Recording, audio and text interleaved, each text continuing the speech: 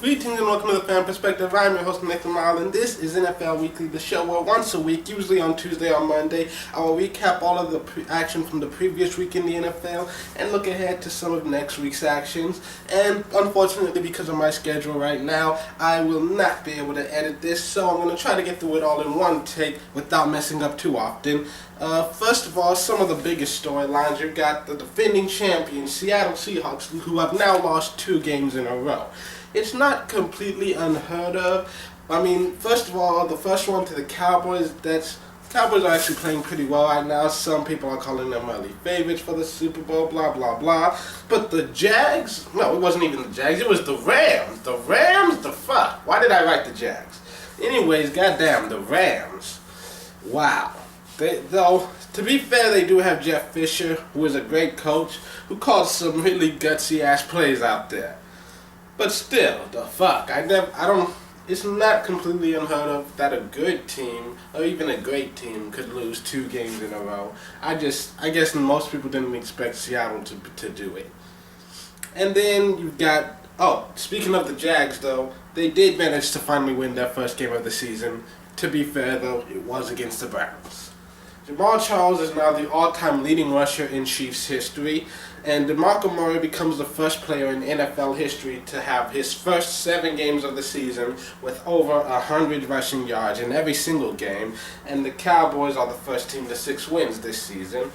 And then you also have Colt McCoy, who is apparently still in the league. Kirk Cousins got pulled from the Redskins game because he sucks. And McCoy came in and immediately, first play, he just hits a 70-yard touchdown pass. And then later in the game, in the fourth quarter, he leads a game-winning drive, which ends in a field goal, and they win. And they're saying that Colt McCoy will start next week if RG3 is not back, which they're saying that he might be able to return to practice. And then Peyton Manning, he broke Brett Favre's touchdown record, and he now has 510 for his career, and he still has the rest of the season to add to that number. And I'm more starting to wonder, will he make it to 600? I'm guessing it'll take at least 2 or 3 extra seasons. Can he do it? Possibly, but I don't know. I'm saying he retires with 592. There's no basis for that number. I just pulled it out of my ass. And then you have fantasy, which really is a crapshoot because I had 4 running backs who were all projected to get 12 or more points. My top one got 9. I had 3, 7, 7, 9, and the 9 one was on the bench. Thankfully, though, my receivers, the best receiver was only supposed to get 13, while the others were supposed to get like 6, 7, 8, but they ended up getting like 11, 12, 16. And of course, a 30-point game from Peyton Manning. So I still ended up winning, thankfully. But I mean, a lot of times with fantasy, you just gotta roll the dice. Sometimes you get lucky, sometimes you don't. There are a lot of big injury news. And the first one, well, the Bills had a rough day.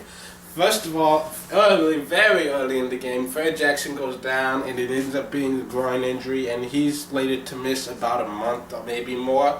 And after Fred already left the game, C.J. Spiller took his first carry, 52 yards, and then he got dropped hard, and now he's got a broken collarbone out for the rest of the season. Damn. And then also out for the season is Brian Orakpo. The good news for the Redskins once again, RG3 looks like he might be able to start practicing this week, if not maybe next week, who knows.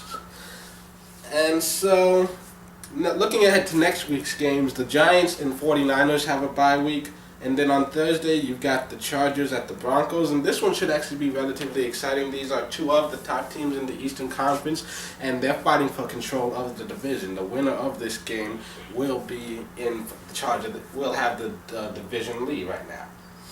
And then on Sunday, for some reason the schedule has the Lions playing the Falcons at 9:30 in the morning. Not sure what's up with that. I'll look into that more, but I kind of hope it's true because then you wake up, football, and then just all day till you go to sleep. I think that's pretty cool. But then you got some 1 o'clock games, like I'm looking at the Panthers at Seahawks. These are 2 teams that are somewhat underperforming right now, that need to get their shit together if they want to be in that playoff picture. And then you got the Ravens at the Bengals. This whole division has kind of been stinking it up for me, but the Bengals seem like early favorites to claim the division title. The year is still early, though. Let's see if they can keep on rolling. And then some of the 4 o'clock games, like Eagles at Cardinals. The Eagles coming off a bye week, looking to get right back to winning. And I'm going to be watching this one just because I picked up the Eagles defense. And then you've got the Colts at the Steelers, and there's potential there. It could be fun. It could be exciting, especially after the Monday night game the Steelers played. Them versus the Colts. It should be a lot of big plays on both sides of the ball for both teams. And then Sunday night, Packers at Saints, 2 Super Bowl winning QBs in what will hopefully be a big shootout. And then Monday night, Redskins at Cowboys. One team is suffering from injuries and in a bit of disarray, and the other team, surprisingly, many people are saying that they're the favorites to win the Super Bowl. This one should be fun and exciting. It's a divisional game. Those are always intense. I mean, it should be a very fun week for football. Well, that's it for this edition of NFL Weekly. This has been the Fan Perspective. I'm your host, Nathan Lyle. Have a good week.